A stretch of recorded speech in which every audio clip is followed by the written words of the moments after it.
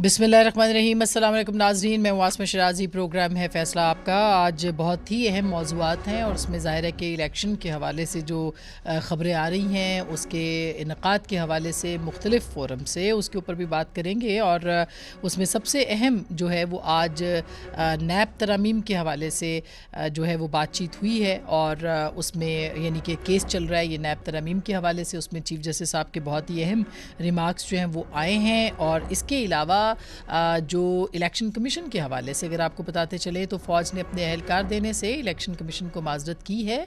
और इसके साथ साथ जो दीगर इदारे हैं, ख़ास करके जो आपके अदलिया के इदारे, ख़ास करके लाहौर हाई कोर्ट ने ख़त लिखा है और ये कहा है कि वो भी अपने जो अफसरान हैं, जुडिशल अफसरान, वो मुहैया नहीं कर पाएंगे। अब जब ये ऐसा होगा तो ज़ाहिर है कि आप इंतखाब कैसे करा सकते हैं, ये बहुत ही अहम सवाल होगा इलेक्शन कमीशन के हवाले से। और फिर उनके जो फ़ंड्स थे उसके ऊपर भी जो है वो कटौती की गई है और अब तकरीबन 47 अरब रुपए जो हैं वो मुहैया किए जाएंगे इलेक्शन कमीशन को। और इसके साथ साथ वजारत दाखिला ने भी एक ख़त लिखा है जिसमें कहा है कि दहशतगर्दी अपने उरूज पे है और उसके हवाले से भी इंतखाबात का जो इनक़ाद है वो उसका इम्कान नज़र नहीं आता।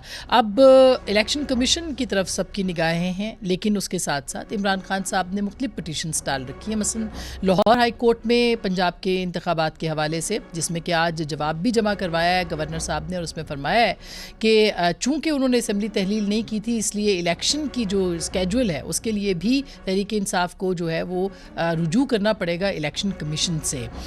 कल आपको याद है कि जो सदर मुमलिकत हैं उन्होंने भी एक ख़त तहरीर किया था चीफ़ इलेक्शन कमिश्नर को। आज उनकी इमरान खान साहब से भी मुलाकात हुई है और फिर उसके बाद सहाफ़ियों से बात हुई है खान साहब की, जिसमें उन्होंने फरमाया है कि अदलिया से उनको इस मामले के ऊपर बहुत तवक्कुआत हैं। इसी सूरत में आज जो नैब तरमीम के ऊपर अहम समात हुई है उसमें बड़े दिलचस्प रिमार्क्स और अहम रिमार्क्स जो हैं वो चीफ़ जस्टिस साहब ने दिए हैं, जो कि इस वक्त जो है वो मौजूए बहस भी बने हुए हैं। मसलन उन्होंने कहा कि चीफ़ जस्टिस ने कहा कि नैब तरमीम के जो ख़िलाफ़ क्यों ना इमरान खान साहब को ही तलब कर लिया जाए और उनसे पूछा जाए कि असम्बली नहीं जाना तो इलेक्शन क्यों लड़ रहे हैं। उन्होंने ये भी कहा कि मौजूदा पार्लियामेंट को दानिस्ता तौर पर नामुकम्मल रखा गया, मौजूदा पार्लियामेंट से होने वाली कानून साजी भी मुतनाज़े हो रही है।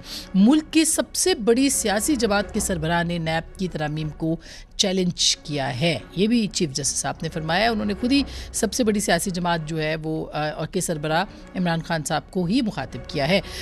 ये भी उन्होंने कहा है कि मुल्क में शदीद सियासी तनाव और बहरान है और ये भी उन्होंने कहा है कि इसका हल जो है वो इंतखाबात में ही है और इंतखाबात में जाना चाहिए। इसके हवाले से भी उन्होंने फरमाया है कि अदालत भी कानून साजी में मुदाखलत नहीं करना चाहती। अदालत ने खुद नोटिस नहीं लिया बल्कि नैब तरमीम के ख़िलाफ़ दरख्वास्त आई है और पाकिस्तान की तारीख़ में एक ही वज़ीर आज़म आए जो दयानतदार समझे जाते थे। पाकिस्तान की तारीख़ में एक ही वज़ीर आज़म आए और फिर साथ में ये भी कहा कि एक दयानतदार वज़ीर आज़म की हुकूमत 58(2)(ब के तहत ख़त्म की गई। अब इमरान खान असम्बली में नहीं है और नैब तरमीम जैसी कानून साजी मुतनाज़ा हो रही है। इस केस में इमरान खान का हक़ दावा होना या ना होने का मामला नहीं बनता। जब सियासी बहरान होता है तो अदालत को मुदाखलत करना पड़ती है।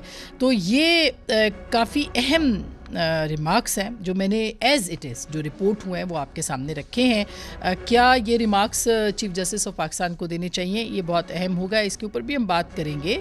लेकिन उसके साथ साथ अब इंतखाबात के हवाले से क्या होगा, क्या सदर मुमलिकत, एक बहस ये भी चल पड़ी है कि वो मुशावरत करके इस मामले के ऊपर जो है वो तारीख़ का ऐलान कर सकते हैं। लेकिन इस बारे में भी कानून वाज़े ये कह रहा है कि उनको चीफ़ इलेक्शन कमिश्नर की ही मुआवनत और उनकी मुशावरत करना होगी, उसके बाद ही वो इंतखाबात की तरफ की तारीख जो है वो दे सकते हैं। लेकिन क्या वो सूबाई असम्बलियों के दे सकते हैं कि नहीं, इसके ऊपर हम जो है वो आज इसके ऊपर भी हम बात करेंगे।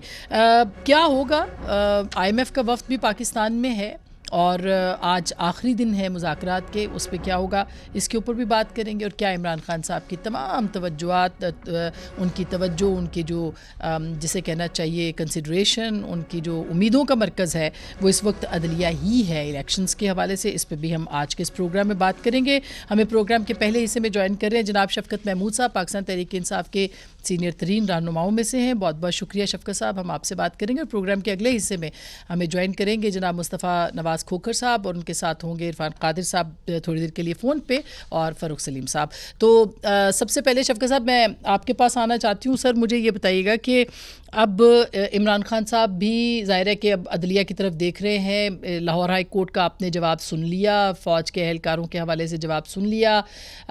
इस पे भी कुछ बताइए हमें कि क्या आपको नज़र आता है, और उसके साथ साथ जो 43 अरकान असम्बली के इस्तीफ़ों का मामला है, उस पे आपको लगता है कि स्पीकर साहब वापस बुलाएंगे या नहीं?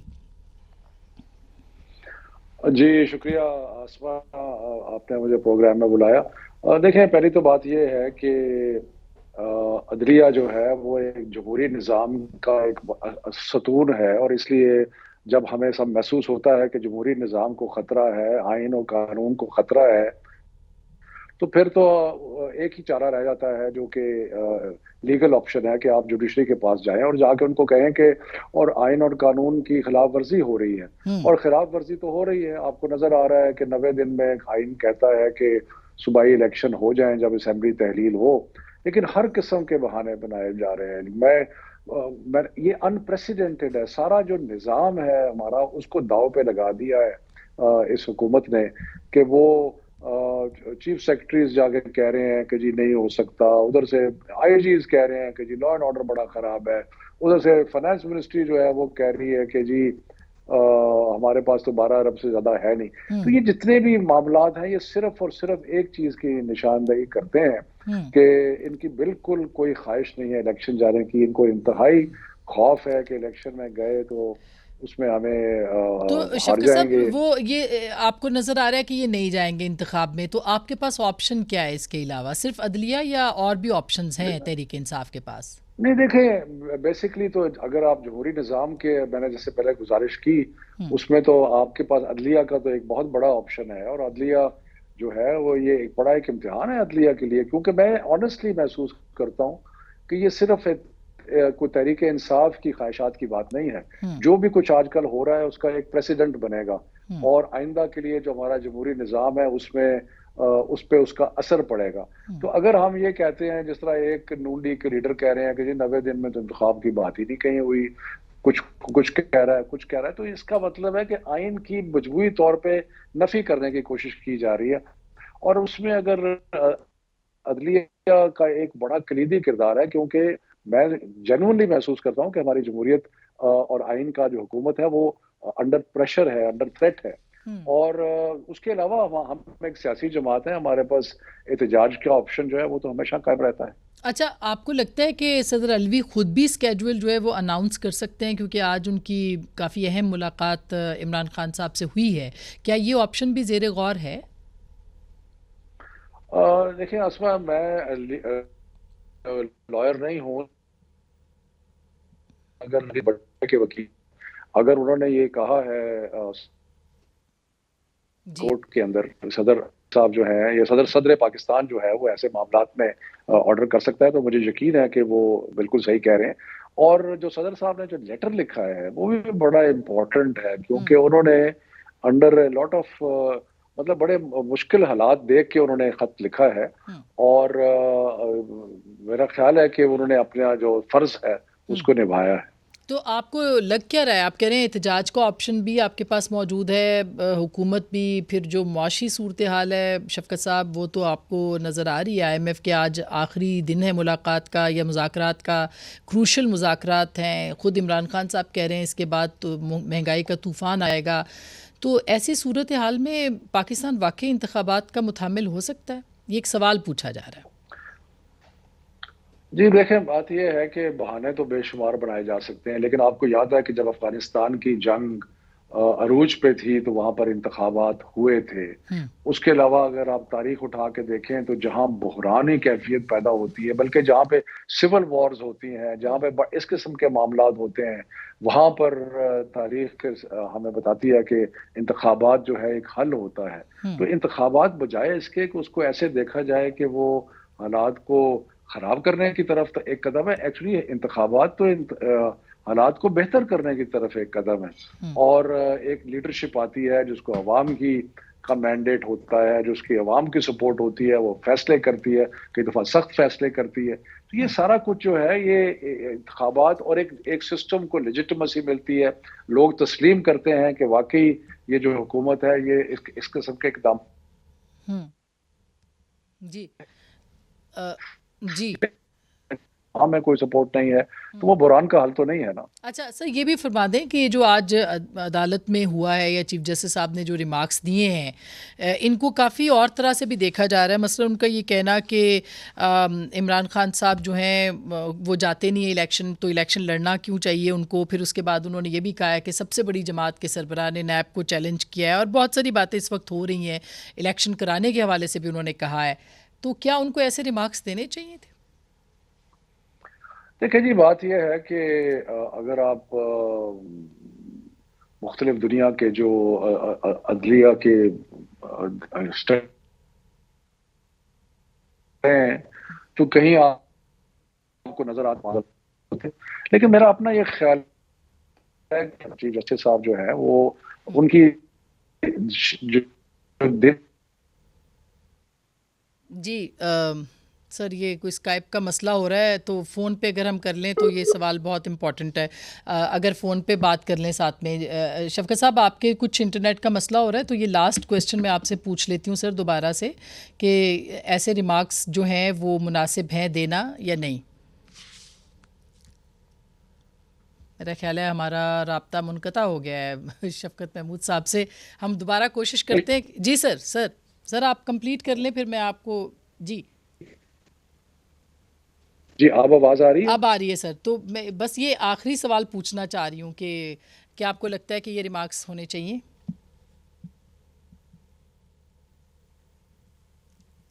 हेलो। जी शफ़क़त साहब, आपको मेरी आवाज़ आ रही है?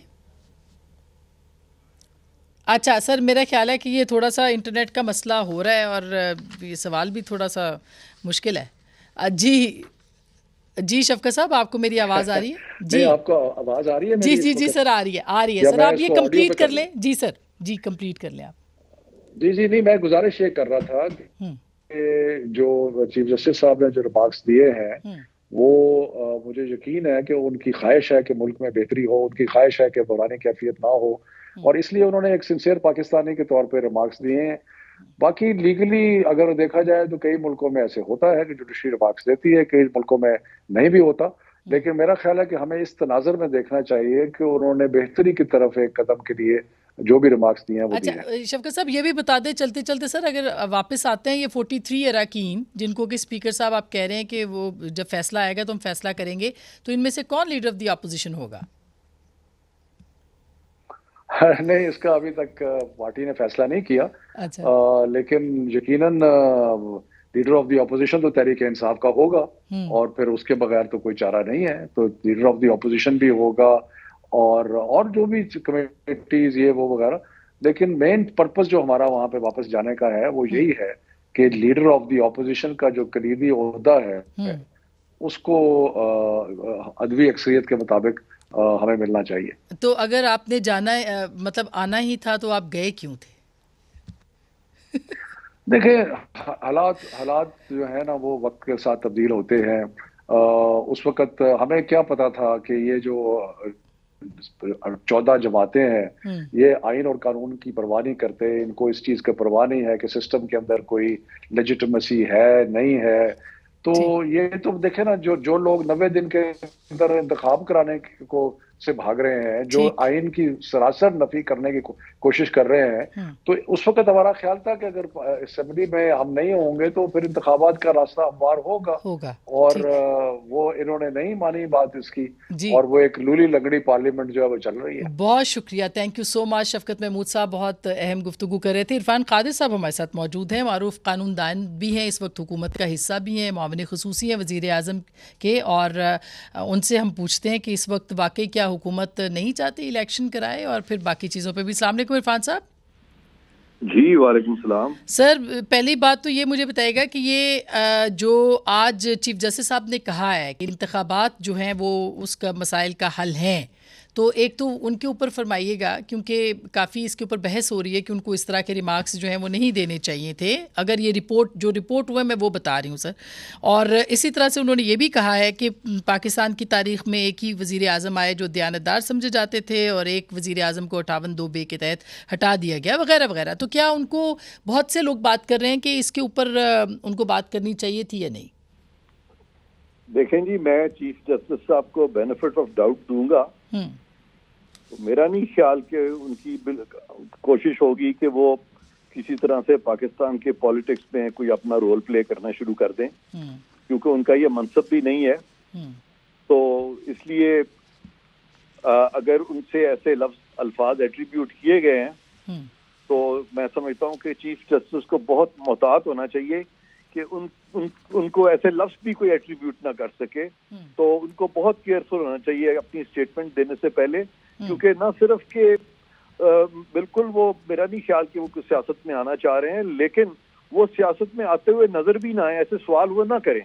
तो मुझे उम्मीद है कि इंशाल्लाह लेकिन सर जो सियासी बहरान है सवालात से इज्तनाब करेंगे अगर तो उन्होंने किया है तो। सर सियासी बहरान जो है वो इस नौइयत का हो गया है कि उनको वो खुद उन्होंने इसीलिए फरमाया भी कि जब सियासी बहरान पैदा होता है तो अदालत को मुदाखलत करना पड़ती है।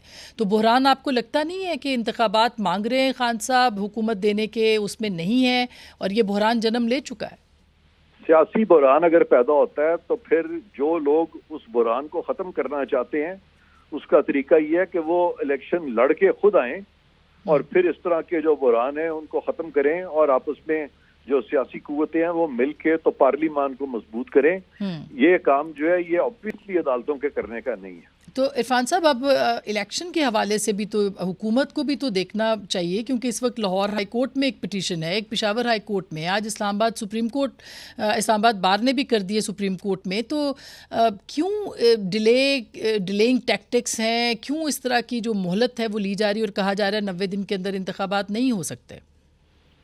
देखें, ये जो पिटीशन है ये हुकूमत ने तो नहीं की, अदालतों को जो ये जो पॉलिटिकल टग ऑफ वॉर में जो इन्वॉल्व किया जा रहा है वो हुकूमत तो नहीं कर रही, बल्कि हुकूमत somehow is on the receiving end. हुकूमत को तो फ्रीक बना के तो ये केसेस फाइल किए जा रहे हैं और हुकूमत ने डेट भी नहीं देनी है इलेक्शंस की। इलेक्शंस तो इलेक्शन कमीशन का काम है, उन्होंने इलेक्शंस कराने हैं। और अभी ऐसे ही इन एंटीसिपेशन ये सोचना कि हुकूमत रुकावट बन रही है, लेकिन इसकी जो प्रैक्टिकलिटीज हैं कि क्या इलेक्शन टाइम पे हो सकते हैं कि नहीं हो सकते, उसमें बहुत सारे फैक्टर्स हैं जिनको मलूज़े खातिर रखना पड़ेगा। मसलन यहाँ पे हमारे सामने एक ऐसी जमात है जिनके जो लीडर हैं वो कहते हैं कि मैं 9 सीटों पे मैं इलेक्शन लड़ूंगा या 20 सीटों पे मैं लड़ूंगा। तो अब ये जो बाई इलेक्शन आ रहे हैं, अगर फिर उन्होंने उसी तरह से वो अपनी पॉपुलैरिटी की वजह से 20 सीटों पे खुद ही इलेक्शन लड़ लिया तो फिर 19 सीटों के तो इलेक्शंस फिर दोबारा कराने पड़ेंगे और उसके बाद सूबाई असेंबलियों के भी इलेक्शन होने हैं, फिर कौमी असेंबली के भी इलेक्शन होने हैं और फिर सेंसस भी अभी कंप्लीट होना है। और जब सूबाई असेंबलियों के इलेक्शन होंगे तो वफाक में केयर टेकर सेटअप नहीं होगा और जब वफाक के इलेक्शंस होंगे तो सूबों में केयर टेकर सेटअप नहीं होगा, जबकि आइन का मंशा ये है कि एक न्यूट्रल सेटअप जो है वो कराए। और ये न्यूट्रल सेटअप तभी करा सकता है जब ये इलेक्शंस जो है बैक वक्त हों, क्योंकि पिछले 50 साल से आइन की रूह के मुताबिक इलेक्शन हमेशा इकट्ठे हुए हैं। ये कभी नहीं हुआ कि इलेक्शंस जो है मुख्तलिफ औकात में हो। ये ठीक है कि असेंबली अगर कोई 1-2 साल के बाद कोई सूबाई असेंबली अगर तहलील करता है तो वो एक डिफरेंट चीज है, वो आइसोलेटेड एक सूबे के तो पॉसिबल हो सकते हैं, लेकिन सारे मुल्क के इंतखाबात और खास तौर पे जबकि उनके दरमियान कुल फासला 3-4 माह का हो तो वो सारे हर वक्त इलेक्शन कमीशन और फिर उनको बहुत सारे लॉजिस्टिक्स वगैरह इस तरह के या हुकूमत की जो भी मदद है अगर हुकूमत जानबूझ के प्रोवाइड ना करे या अगर इलेक्शन कमीशन जानबूझ के डिले करे तो फिर तो इलेक्शन कमीशन के जो चीफ इलेक्शन कमिश्नर के खिलाफ भी आप प्रोसीडिंग्स ला सकते हैं, हुकूमत के खिलाफ भी आप ला सकते हैं। और ये चीफ इलेक्शन कमिश्नर वो हैं जो कि पीटीआई के नामजद करता है, पीटीआई इनको चीफ इलेक्शन कमिश्नर भी चाहता था। तो अब हर चीज तो उनके मुताबिक यानी वो सारे लोग वहां बैठे हुए हैं और फिर भी वो हुकूमत को मेरा ख्याल है मुर्दे इल्जाम यहाँ ठहराना, क्योंकि ये फाइनली तो डिसीजन मेकिंग सारी इलेक्शन कमीशन ने करनी उनको करनी है। सर लास्ट क्वेश्चन है कि सदर मुमलिकत भी क्या कर सकते हैं खुद से कोई स्केड्यूल का ऐलान, जैसा कि कहा जा रहा है आपको अहमद बिलाल साहब कहते हैं अलबत्ता कि नहीं, उनको मुशावरत करनी पड़ेगी चीफ इलेक्शन कमिश्नर के साथ, लेकिन वो कर सकते हैं अनाउंस। देखें, सदर पाकिस्तान जब इस तरह के मामला आते हैं तो वो तो केयर टेकर चीफ मिनिस्टर भी अपॉइंट नहीं कर सकते, ना वो वफाक में caretaker prime minister appoint कर सकते हैं। तो बाकी जितने भी उनके फराइज मनसूबी हैं वो पाबंद हैं वजीर आजम के मशवरे के। ठीक। तो सदर पाकिस्तान तो एक टिचलर हेड है, इससे ज्यादा उनका कोई रोल नहीं है। बहुत बहुत शुक्रिया इरफान कादिर साहब। नाज़रीन, एक छोटी सी हम ब्रेक ले रहे हैं। ब्रेक के बाद मुस्तफ़ा नवाज़ खोखर साहब हमारे साथ होंगे, डॉक्टर फ़ारूक सलीम साहब, और हम प्रोग्राम के अगले हिस्से में बात करेंगे पाकिस्तान की मईशत और सियासत पर। ब्रेक के बाद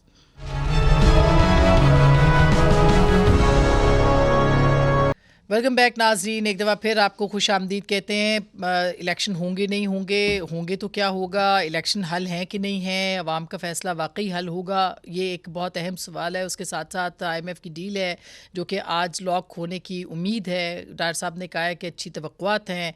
तो क्या होगा पाकिस्तान का मौशी और सियासी मंजरनामा। हमारे साथ मौजूद हैं मुस्तफ़ा नवाज़ खोखर साहब, किसी तारुफ के मोहताज नहीं, आजकल पाकिस्तान को री इमेजिन कर रहे हैं, तो पूछते हैं कि उनकी री इमेजिनेशन कैसी है। और डॉक्टर फ़ारूक सलीम साहब मारूफ मौशी माहिर हैं और आप इनको सुनते देखते रहते हैं। बहुत शुक्रिया डॉक्टर साहब आपका भी।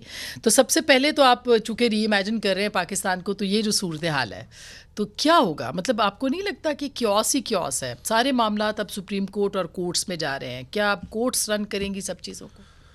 इसी वजह से तो शायद पाकिस्तान को री इमेजिन करने की असमा बहन ज़रूरत है कि पिछले 75 सालों से हम जिस तरीके से मुल्क को चला रहे हैं, लगता यही है कि हमने अभी तक किसी भी चीज़ से कोई सबक नहीं सीखा।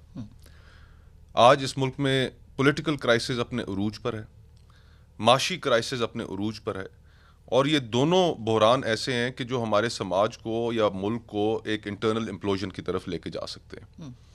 हम श्रीलंका की तरह मुल्क नहीं है। हमारे यहाँ एक तो हमारी एथनिक रिलीजियस फॉल्ट लाइन्स इतनी ज़्यादा हैं कि खुदा न खास्ता अगर यहाँ पर मेल्ट डाउन होता है, फाइनेंशियल मेल्ट डाउन, जो कि अभी हमें नज़र आ रहा है कि जो सूरत हाल है, तो खुदा न खास्ता उसके नतीजे में यहाँ पर एक बहुत बड़ा उबाल उठेगा हमारे माशरे में।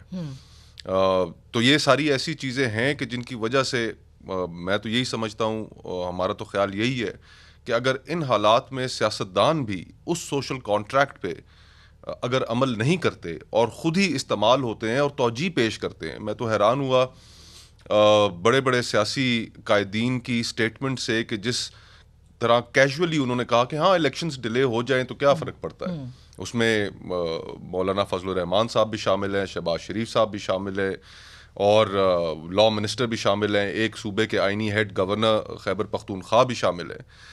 तो अगर हम सियासतदान ही आइन को, जो पहले ही हमारा सोशल कॉन्ट्रैक्ट बहुत कमज़ोर हुआ है, अगर हम उसका ख्याल नहीं करेंगे, उसके ऊपर अमल नहीं करेंगे, तो फिर हमारे मुल्क में वो कुव्वतें जो उसके ऊपर जो उसको एक नापसंदीदगी से देखती हैं, तो उनके लिए तो फिर हम एक जवाब खड़ा करते हैं। बिल्कुल सही बात है। आपको लगता है कि इलेक्शंस होंगे, और अगर लगता है कि नहीं होंगे तो ये जो तौजीहात हैं ये दुरुस्त तौजीहात हैं? कतन दुरुस्त नहीं है असमा बहन।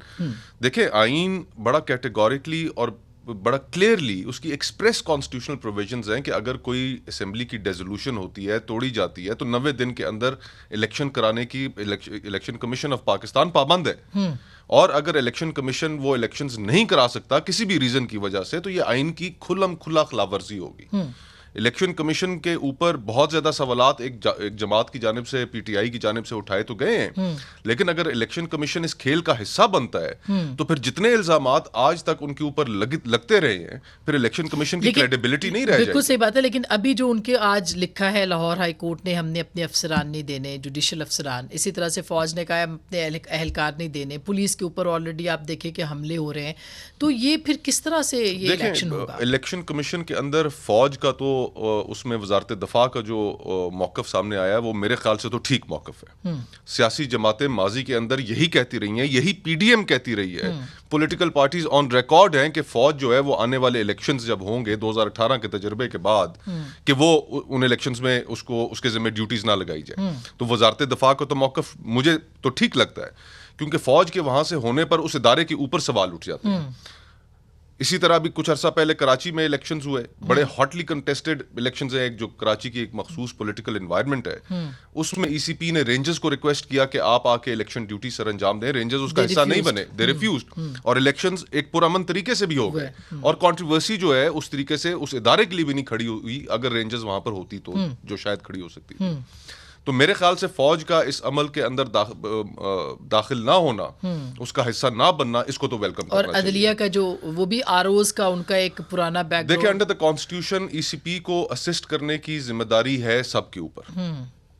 एक फ्री एंड फेयर इलेक्शन कराने के लिए अगर ईसीपी के पास अफसरान मौजूद नहीं है, और माजी में अफसरान अगर अदालतों से लिए जाते रहे हैं, जो रिटर्निंग ऑफिसर्स के फ़राइज़ सर अंजाम देते रहे हैं, और इस मौके पर आकर अगर मुअज़्ज़ज़ अदालत ये कहती है कि जी हम अफसरान नहीं प्रोवाइड कर सकते, तो फिर उसको किसी और तरीके से भी फिल सही बात है। मगर अब वो उसके लिए जो बजट चाहिए उनको, वो भी उनको नहीं प्रोवाइड किया जा रहा। वो जो 51 या पता नहीं कितने बजट का प्रोवाइड ना करना, ये हुकूमत की तरफ से उनकी जो बदनीति है वो सामने आती है। देखें इस वक्त अस्मा बहन, हुकूमत क्यों भाग रही है इलेक्शन से? हुकूमत तो इसलिए भाग रही है इलेक्शन से कि वो ये समझते हैं कि इस वक्त इमरान खान साहब पॉपुलर हैं, और जो इस वक्त हमारी मईशत की हालत है और जो लोग महंगाई के बोझ तले दबे हुए हैं, अगर हमने इलेक्शंस कराए तो हमारे खिलाफ एक बहुत बड़ा रिएक्शन, वो इसीलिए शायद वो इस्लामाबाद में लोकल गवर्नमेंट इलेक्शंस थे, उसको मुलतवी किस तरीके से मुलतवी किया, 2 दफा मुलतवी किया और बड़े भोंडे तरीके से मुलतवी किया। अच्छा, मैं तो तासुर यही जा बिल्कुल मैं आपको इस पे अपडेट भी कर देती हूँ, क्योंकि अभी जो खबर आ रही है वो ये है कि IMF के साथ मामला तय पा गए हैं डॉक्टर साहब।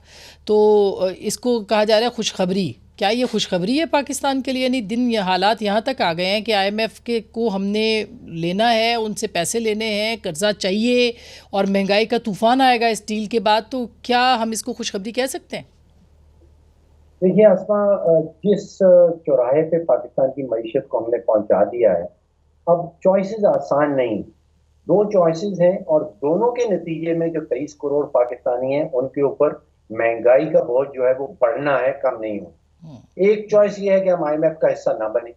अगर हम IMF का हिस्सा नहीं बनते तो फिर हम जाते हैं डिफॉल्ट की तरफ, और उसके नतीजे में फिर किल्लत होगी, और लगभग हर चीज की किल्लत होगी जो भी हम इंपोर्ट करते हैं, जिसमें दालें भी हैं, पेट्रोल भी है, डीजल भी है, चाय भी है, मशीनरी भी है, आटा भी है, या सब चीजें हम इंपोर्ट कर रहे हैं। और अगर हम IMF का हिस्सा बन जाते हैं तो फिर ये मैं आपको जरूर बता सकता हूं कि फिर वो डिफॉल्ट का खतरा जो है वो मुकम्मल तौर पे टल जाता है। लेकिन जो महंगाई की शरह है, जो भी हमें हुकूमत बता रही है कि 25-26% महंगाई की शरह है, वो मेरे तखमीने के मुताबिक उसमें 10 या 15% आप इजाफा कर लीजिए। अच्छा तो सर, जो है बिल्कुल डॉक्टर साहब, चूंकि ये डील तय पा गई है, मैं इंटरप्ट करूंगी, हम ब्रेक पे जाएंगे, कोशिश करेंगे हम भी लें, हमारे जो रिपोर्टर है वहाँ पे, लेकिन इस वक्त IMF की जो डील है वो बहुत इंपॉर्टेंट है, तो हम छोटी सी ब्रेक लेंगे, वापस आएंगे और फिर इस पर बात करेंगे। हमारे साथ रहिएगा।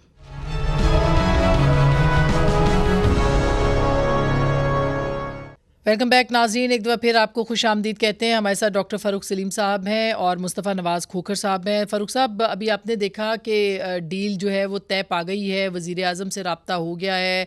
आपने एक ट्वीट किया हुआ था कि चाइना, सऊदीज़ और UAE जो है उन्होंने 4 बिलियन पाकिस्तान को देने हैं, क्या वो देंगे या नहीं देंगे, और क्या जो ड्राफ्ट है वो भी शेयर किया जाएगा? तो आपके क्या इसके ऊपर कंसर्न्स है सर? डॉक्टर साहब, हाँ, डॉक्टर फ़ारूक सलीम साहब से हमारा राब्ता फिर मुनक़ता हुआ है, अब दोबारा आएंगे, लेकिन आप यही सवाल आप भी जवाब दे सकते हैं इसका। अस्मा बहन, मेरे ख्याल में देखें, IMF से हमें पैसे मिलना इस तरह है कि जिस तरह एक वेंटिलेटर पे मरीज़ हो और उसके अंदर कोई आप आर्जी उसको सांस दे रहे हो, ये मुस्तकिल हल नहीं है हमारी मईशत का। आज से 5 महीने बाद, 10 महीने बाद हम कहाँ खड़े होंगे? फिर इसी मुकाम पर खड़े होंगे। सही बात है। अगर हमने अपनी मईशत को डगर पर डालना है तो उसके लिए हमें सख्त फैसले भी करने पड़ेंगे और लोगों के साथ सच भी बोलना पड़ेगा। देखिए, अब ये नहीं हो सकता, लेकिन ये सख्त फैसले सिर्फ अवाम के लिए होंगे या अशराफिया भी उसका हिस्सा बनेगी? अशराफिया की वजह से ही तो हम इस मुकाम पर पहुंचे हैं, पहली बात। और दूसरी बात ये कि उसके वो जो फैसले करने पड़ेंगे, उसके जो कॉन्सिक्वेंसेज हैं वो सबको भुगतने पड़ेंगे और अशराफिया को कुर्बानी भी देनी पड़ेगी। अब जिस तरह इस मुल्क के अंदर मोनोपलीज हैं, शुगर की एक मोनोपली है, सीमेंट की एक मोनोपली है, हर इंडस्ट्री की, फर्टिलाइजर वालों की एक मोनोपली है, आपको टेक्सटाइल वालों की एक मोनोपली है। कोई आप शोबा वो उठा लें मईशत का, तो वो मोनोपली के बगैर नहीं है। वो मोनोपलीज तोड़नी पड़ेंगी, और वो जब आप तोड़ेंगे तो उसका सबसे पहला इफेक्ट अशराफिया के ऊपर ही आएगा। लेकिन अगर हमने वाकई इसको डगर पर डालना है तो आज हमें जो $1 अरब अगर ये एग्रीमेंट फाइनल हो जाता है और उसके नतीजे में फिर हमें दीगर ममालिक से भी जो पैसे हैं वो मिल जाते हैं, तो ये मुस्तकिल हल नहीं है। हम फिर 5-6 महीने बाद वहीं खड़े होंगे। हमें जो चीज़ें करने की ज़रूरत है उसमें हमें सबसे पहली जो फंडामेंटली जो सबसे इंपॉर्टेंट चीज़ है, किसी मुल्क के अंदर अस्मा बहन, जब तक पॉलिटिकल स्टेबिलिटी नहीं आती तो वहां पर इकोनॉमिक स्टेबिलिटी भी नहीं आती। हमें सियासी बहरान से बाहर निकलना पड़ेगा, नंबर 1। नंबर 2, हम अब मजीद बतौर सिक्योरिटी स्टेट नहीं फंक्शन कर सकते। हमें सिक्योरिटी कंसर्न्स जो हमारी हैं और जो रही हैं माजी में, उनको पसे पुश्त रख के पाकिस्तान को एक फंक्शनल डेमोक्रेटिक मुल्क बनाना पड़ेगा।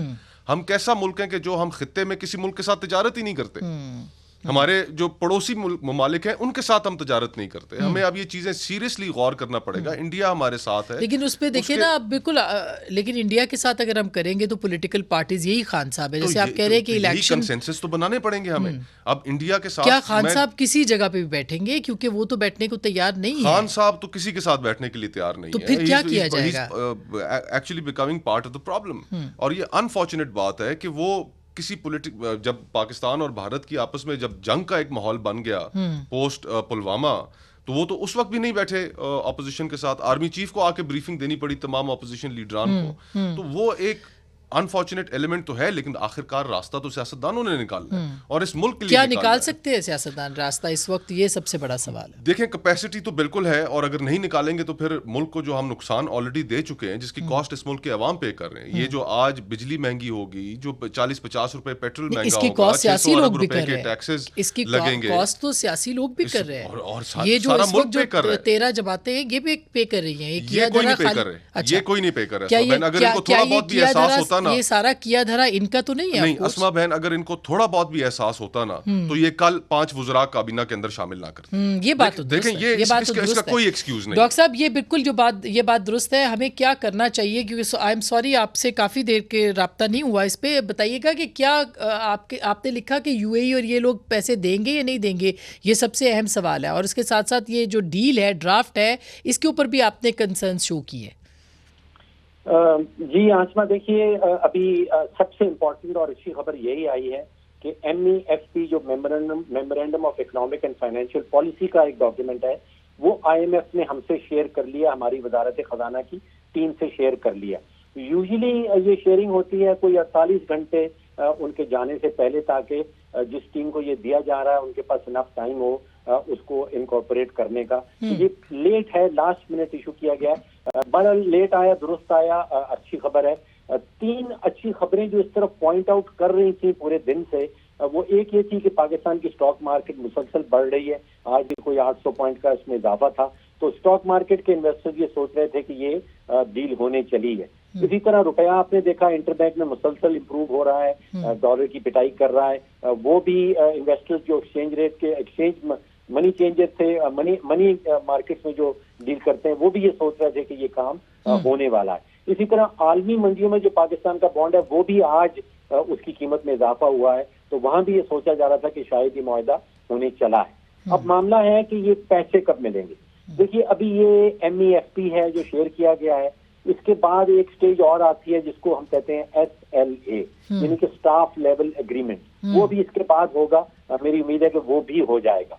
फिर वो स्टाफ लेवल एग्रीमेंट जो है वो वॉशिंगटन जाता है IMF के एग्जीक्यूटिव बोर्ड के पास। फिर बोर्ड उसकी अप्रूवल करता है और फिर हमें वो $1.1 अरब जो है वो मिलेंगे। और उसके बाद जब ग्रीन सिग्नल आ जाता है IMF की तरफ से, तो फिर चाइना, सऊदी अरेबिया, UAE, वहां से भी कोई $3 से $4 बिलियन मिलने की तवक्को है। और मेरा ख्याल है कि वो भी जो खला है, हमारा जो फाइनेंसिंग गैप है, वो पुर हो जाएगा। और आप समझिए जून की एंड तक हमारा हिसाब पूरा।